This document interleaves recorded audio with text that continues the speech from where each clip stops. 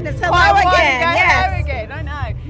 A lot has happened since then. We obviously had the pandemic Yes, in between. we did. Just a little, just a little moment there. What was that like we're for back. you? Was it It time was, to? I mean, like for everybody, it was scary, right? It was just, Absolutely. you didn't know what was going on. Obviously, now as a musician up and running again, I've never taken music for granted, but you certainly don't now. So live music, I love every bit about it. I'm so glad to be here today. And I just go to concerts, even myself, if I can, supporting my fellow musicians. So who do you like to see in concert? Well, gosh, I just watched Boys Live, and they were fantastic. And let's see, I just went to Taylor Swift, so it's my first. I am a Swiftie, but it's my first show because, again, I'm always traveling and touring and doing my own shows, so I never get a chance to see people. It's so frustrating. I live in Nashville, and I see all my friends come to town, and I'm all, nope, can't go to that show. Nope, won't be here for that one.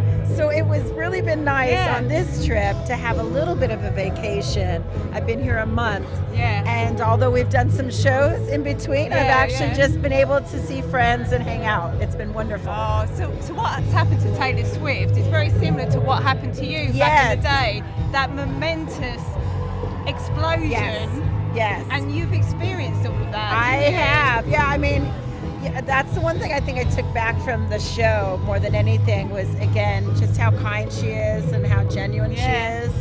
And, to me, that means everything as an artist. I've been doing this 30 years myself. And I don't ever, like I said, take it for granted. It's still every audience. You want to connect with them. And, they're your people. That's why you're doing this. So it was really refreshing and amazing and genuine to watch her just take a moment and to be truly grateful. Because, to me, that matters so much. So going back to when you first started, obviously it was the shopping malls was the massive thing. It was such an exciting time to see you performing. Going back to that time, could you appreciate it? Were you so young that you couldn't? I always appreciated it. I really did. So nothing's changed, I think, social media, there's some other things. It's for good or for bad. Sometimes you're like, don't take a picture like me and put it all over the world. What? So those are maybe the bad. But the good is that you can connect with people all around the world, and they can be a part of your show, even if they can't buy a ticket or get there. I do love some of this stuff where you can just talk. I have other companies that I'm doing. My foodie company, Let's Food with Tiffany. So you can follow me for food as well. But I get to show different sides of myself, whereas I think maybe in the 80s we didn't have those opportunities really. It wasn't also acceptable at that time. So, I think we're at a good place now. And the pandemic really maybe broke through those walls as well, where people were kind of scrambling and didn't know, how to keep their life together. I know I had a tour planned right before the pandemic. That was all gone. And I just, I was like, well, what do I do now? Because my fans have been so excited and waiting for this, my band, everybody. And I immediately went into cooking mode just to kind of share and connect with people, but also I missed my family. I think it was keeping me sane. A lot of my family had passed away.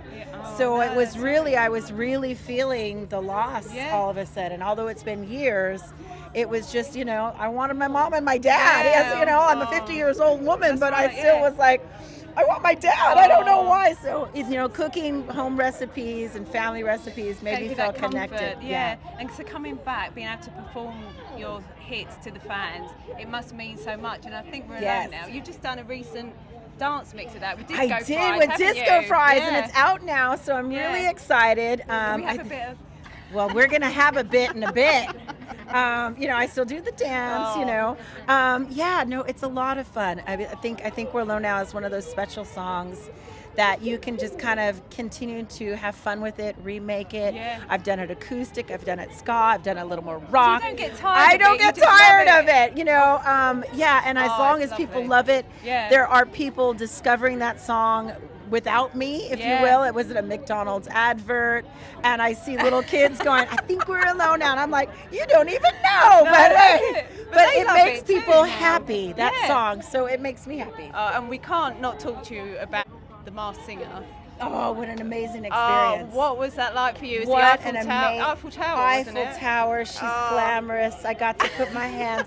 I'm all tomboy, so that was amazing. She lit up every night. She was just fancy pants. Is it a I secret, loved it. as they say? Do you not see any of the other? You don't see. They were very good at that. I would, hear people, but I didn't know really at all. You have like your you have a different mask that you have to wear, and a T-shirt that says "Don't speak to me," and then you're ushered in through a car into your own private dress. I mean, they got it down.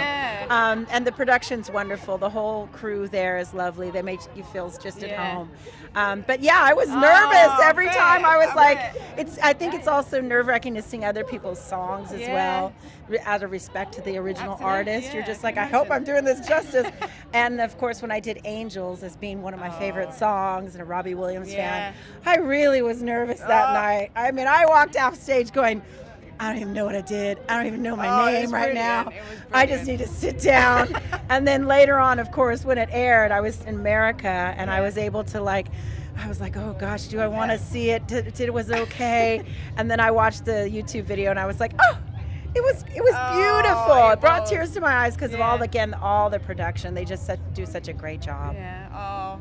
It was fab for us to watch. It really was. So before we go, what have you got planned for the rest of the year? Oh gosh, well, Let's Food with Tiffany, everybody. I've got a cookbook coming out called Pop Life. So all your 80s foods, all your after school special foods, done up, adult way, little zhuzhed up, presentable now for us in our, adult years to serve to our friends and family. So that's coming out next year. Celebrity Chef Alicia is my partner on that. She does all kinds of chefing in Las Vegas. So going to Las Vegas, premiering our food and doing a little food tour there as well as a greatest hits album coming out next year.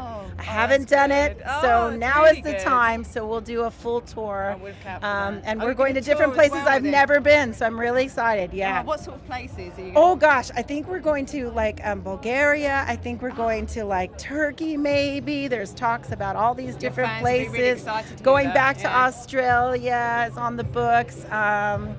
What else can we get? Of course, coming to the UK, all of America. Brilliant. So I'm really excited. Oh, thank you so much. So lovely to see you again. Thank you.